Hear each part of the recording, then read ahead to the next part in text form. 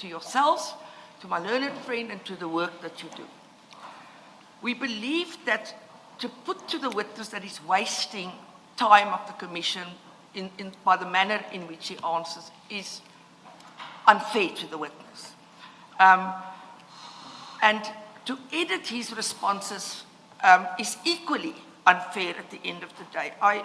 Of course, you're entitled to agree as commissioner or disagree with what he says, and that is accepted.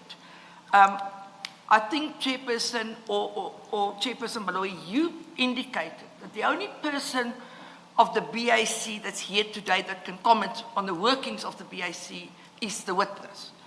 And yet, we see that he's not given, in our respectful opinion, proper time to answer and explain what actually happened during the deliberation to come to this decision.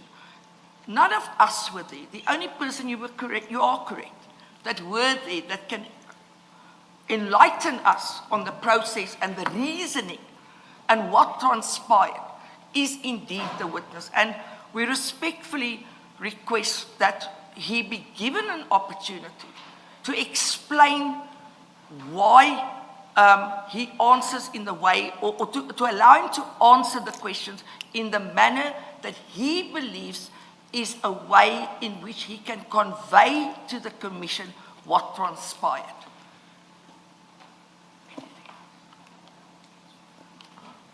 Thank you very much.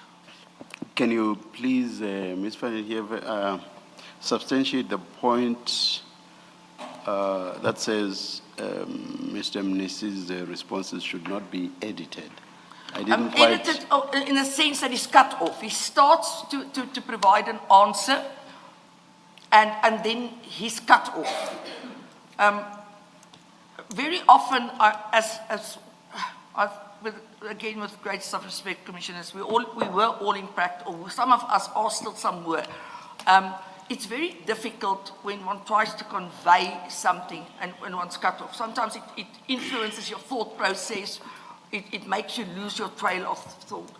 And it's something I think one should be mindful of when it happens.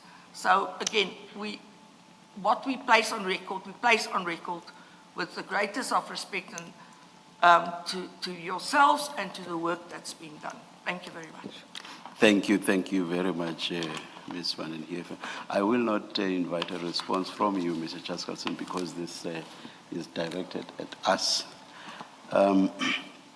Your first point is that it's unfair to say that Mr. Mnisi is wasting time. I think there's a nuance on that. I did not put it like that. It was in the context of Mr. Mnisi wanting to explain. And I immediately said, before anything else I said, I immediately said, Mr. Mnisi, I am going to allow you to explain. But let me make this comment. I said, in basically all your responses, you explain. And you do that even in instances that patently or objectively show that there is no need for an explanation. I'm retired now, but I was a practitioner for a number of years. And I will tell you this, as a practitioner, unfortunately as a judge, for the better part of my life as a judge, I sat at an appellate court, so I did not again experience issues of questions, responses, and proper responses, improper responses. But I did practice for a number of years, and I will tell you this, and I would be surprised if you will not agree with me, that there are questions that do not require explanations. I would be surprised if you disagree. And with those questions, explanations do not then become necessary purely because a witness thinks that they must explain. If objectively the question does not require an explanation, it doesn't. And the answer to that cannot depend on what a witness thinks or how a witness feels. And then my mention of time was in that context. The context that it cannot be that all the time you must explain. So all I did in that context, and having said, short of the bit about experience and practice and so on, having explained to Mr. Mnisi that it cannot be that you must explain all your answers. It was in that context that I then made the point, we have limited time. When I started, I referred to a nuance. It may be a distinction that lacks a difference, but I think I did not quite say you are wasting our time. So it was in the context of what I've just explained that I then said, we have limited time. And I will say this, I am not going to, I understand where you are coming from, but I will never agree that Mr. Mnisi will be given a free hand to explain even where that is not necessary. But I agree, and I will be the first person that allows him to explain when that is necessary. And most times, in fact, because he has been explaining since the probing questioning started, he has been explaining basically on each and every response. And we were patient with it. But at some point, or rather, we must reach a point at which we say to him, Mr. Mnisi, you cannot explain each and every response you give. And I do not think there's anything wrong with that. If you say there is, as I said earlier on, I would be surprised. Let me move on to your point about editing responses, which you explained by saying that we should not cut off Mr. Mnisi. There again, I think much leeway has been given to Mr. Mnisi.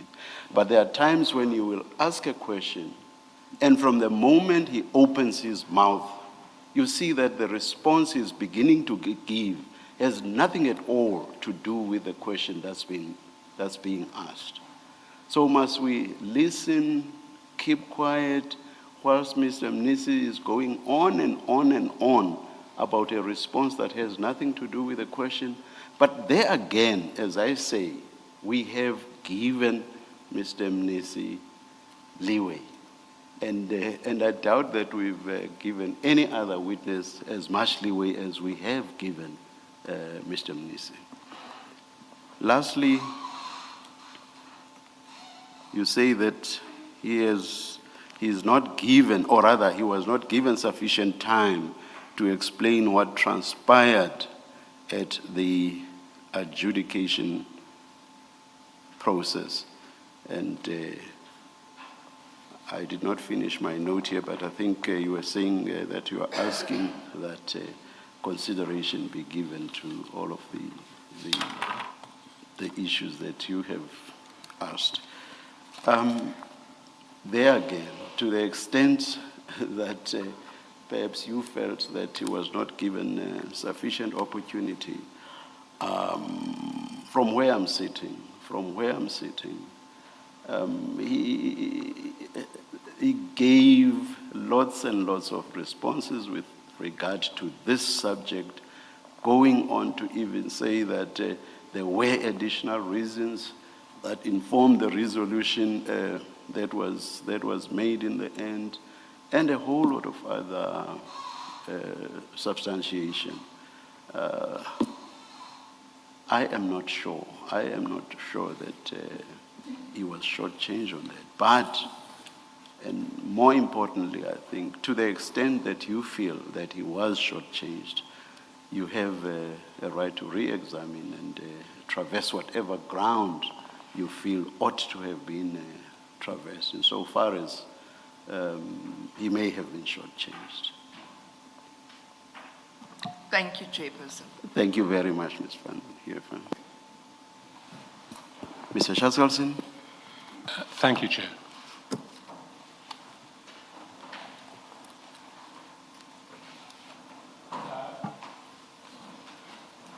Mr. Mnisi, we had been discussing TMPD 3 and the document that Sergeant Nkosi WhatsApped to you on the 25th of March.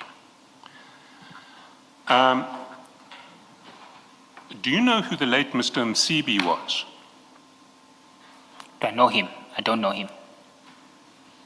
Sorry, do you know who he was? I know, I've read about him in newspaper articles. I know who he was. You didn't personally have a relationship No, with him? no, right? not a personal relationship. Did you know that Sergeant Nkosi had a close personal relationship with the late Mr. Msibi? No, I wasn't aware he had a close personal relationship. I was aware that they knew each other. I see. And in his evidence, Sergeant Nkosi referred to someone who is saved in his WhatsApps as Mampani Taxi Man, and he described this person as the right-hand man of Mr. Msibi. Have you any knowledge of Mampani Taxi Man, Mr. Mampani, who is someone communicating with Sergeant Nkosi? No, SC, I don't know who's that. You've never encountered any reference to Mr. Mampani? I don't know who's Mr. Mampane, and I've never met Mr. Mampane. You see, the evidence of Sergeant Nkosi was that on the 30th of April 2025, remember, he sent you the TMPD 3 draft report on the 25th of April, so the 25th of March 2025. And then on 30 April 2025, he sent the same document to Mr. Mampani. Were you aware of this? No, I was not aware of that. And the evidence of Sergeant Nkosi was that